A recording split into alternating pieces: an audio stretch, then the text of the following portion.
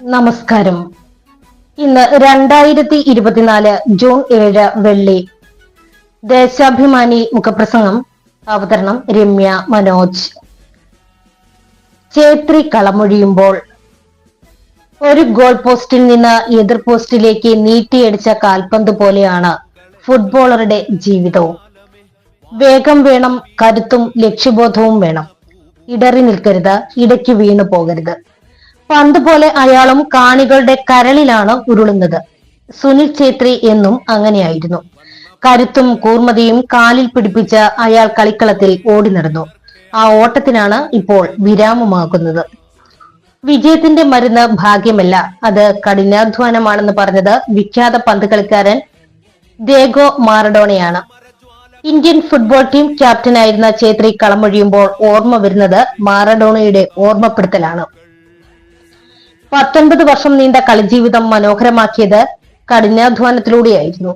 Indian ഫുട്ബോളിലെ ചിട്ടവട്ടങ്ങളിൽ ഒതുങ്ങി നിൽക്കാതെ രാജ്യാന്തര നിലവാരത്തിൽ ശോഭിച്ച കളിക്കാരൻ. ഗോളടിയിലും ശാരീരിക മികവിലും മറ്റാരെക്കാളും മിടുക്കൻ. 39 വയസ്സിലും പരിക്കില്ലാതെ പന്ത് തട്ടാൻ കഴിഞ്ഞത് അച്ചടക്കമുള്ള കളിജീവിതം കൊണ്ടാണ്. ഒരേ സമയം ഇന്ത്യയുടെ മെസ്സിയും റൊണാൾഡോയുമായിരുന്നു ഛേത്രി. ഇത് കേവലം അതിശയോക്തിയല്ല, ഈ കളിക്കാരൻ എത്രത്തോളം ഇന്ത്യൻ ടീമിന് അനിവാര്യമായിരുന്നതിന്റെ സൂചകമാണ്. ഇന്ന് ലോകത്ത് കളിക്കുന്നവരിൽ ഗോളടിയിൽ ക്രിസ്ത്യാനോ റൊണാൾഡോയും ലയണൽ മെസ്സിയും മാത്രം ഛേത്രിക്ക് മുന്നിലെന്ന് പറയുമ്പോഴുള്ള അവിശ്വസനീയത തന്നെയാണ് അദ്ദേഹത്തിനുള്ള അംഗീകാരം. ക്രിക്കറ്റ് അതിന്റെ എല്ലാ മോഹക്കാഴ്ചകളുടെയും അവതരിച്ച കാലത്തും ഒരു തലമുറയാകെ പ്രചോദിപ്പിക്കാനും പന്തുകളിലേക്ക് ആകർഷിക്കാനും കഴിഞ്ഞതാണ് പ്രധാന നേട്ടം. കളിക്കാരനായും നായകനായും കളത്തിൽ നിറഞ്ഞു. ഗോളടിക്കാനും അടുപ്പിക്കാനും മുന്നിലുണ്ടായിരുന്നു. ശാരീരിക ക്ഷമതയുടെ കാര്യത്തിലും ഒരിക്കലും വിട്ടുവീഴ്ചയ്ക്ക് തയ്യാറായില്ല.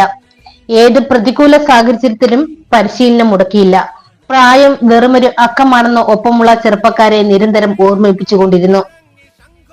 പുതിയ തലമുറയ്ക്ക് മാതൃകയാണ് ഈ കളിജീവിതം. കളത്തിലും പുറത്തും അച്ചടക്കമായിരുന്നു മുഖമുദ്ര.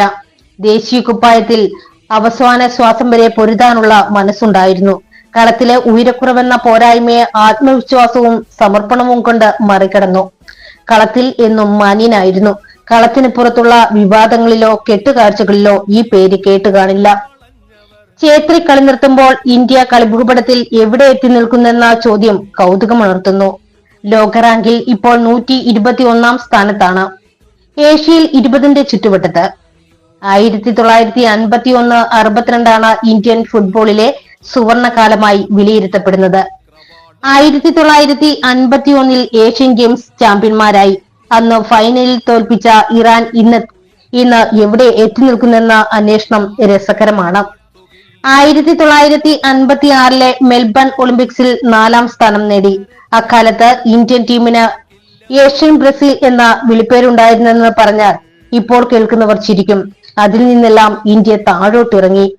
പിന്നീട് IM വിജയനും ബൈജിംഗ് ബൂട്ടിയയും സജീവമായിരുന്ന 90കളുടെ പകുതിയിലും ടീമിന് ജീവൻ വെച്ചു. 1996 റാങ്ക് 94 ഉയർന്നു. ഇരുവരും കളം വിട്ട 2000 ആണ്ടിൽ ഇന്ത്യൻ ഫുട്ബോളിനെ ഒറ്റക്കുതിപ്പിന് ചുമലിലേറ്റിയത് ഛേത്രിയാണ്. AFC ചലഞ്ച് കപ്പ് മുതൽ ത്രിരാഷ്ട്ര കപ്പ് വരെ നീളുന്ന കിരീട നേട്ടങ്ങൾ. ബോബ് ഹൂട്ടൺ മുതൽ ഇഗർ സ്റ്റിച്ച്മൻ വരെയുള്ള പരിശീലകർക്കൊപ്പം ഇന്ത്യൻ ഫുട്ബോളിന്റെ നിലവാരം ഉയർത്താൻ ശ്രമിച്ചു. ഛേത്രി കളമൊഴിയുമ്പോൾ പകരം ആര് എന്നതിന് ഉത്തരമില്ല. ഇന്ത്യൻ ഫുട്ബോളിനെ മാറ്റിമറിക്കുമെന്ന് കൊട്ടിഘോഷിച്ചു വന്ന ISL 10ാം സീസണിലെ എത്തിയിട്ടും ഗോളടിക്കാരെ കണ്ടെത്താനായിട്ടില്ല. ബാംഗ്ലൂരു FC ഒഴികെ ഒരു ISL ടീമിലും ഇന്ത്യക്കാരനായ സെൻട്രൽ ഫോർവേഡ് ഇല്ലെന്നതാണ് രസകരമായ കാര്യം. എല്ലാ ടീമിലും ഗോളടിക്കാൻ വിദേശ താരങ്ങളാണ്. എങ്കിലും ഛേത്രിക്ക് ശേഷം ഇന്ത്യൻ കളം ശൂന്യമാകുമെന്നൊന്നും പറയാനാകില്ല. ഇത് കണ്ണീരും കിനാവും ചിരിയും സന്തോഷവും നിറച്ച തുകൽപന്തിന്റെ കളിയാണ്. ഫുട്ബോൾ ആണ്. ക്രിക്കറ്റ് പിടിമുറുക്കിയെങ്കിലും ഇന്ത്യൻ തെരുവിൽ ഇപ്പോഴും പന്ത് കളിയുണ്ട്. അവിടെ മാറഡോണയും മെസ്സിയും റൊണാൾഡോയും ഒക്കെ ഉയർക്കണമെന്നാണ് നമ്മുടെ ആഗ്രഹം. പകരം ബൂട്ടിയെയും വിജയനും ഛേത്രിയും ഒക്കെ പിറവിയെടുത്താലും ധന്യമായി.